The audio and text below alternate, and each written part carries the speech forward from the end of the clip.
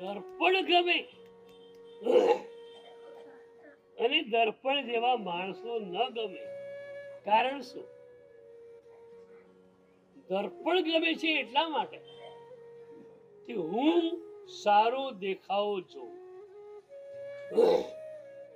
રિસેપ્શનમાં, પાર્ટીમાં હું જાઉં અને આવી રીતે કાનમાં સાબુ હોય અને ગાલ ઉપર દાઢીના વાળ ચોટેલા હોય, એ ચાલી શકે નહીં.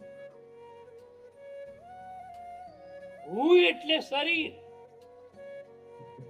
અને હું સારું લાગવું જોઈએ. આ જ વાત આપણે થોડી બદલી નાખીએ. હું એટલે આત્મા અને મારા આત્માની અંદર જે દોષો છે એને જે પણ બતાવે તે મજા ના લાગે.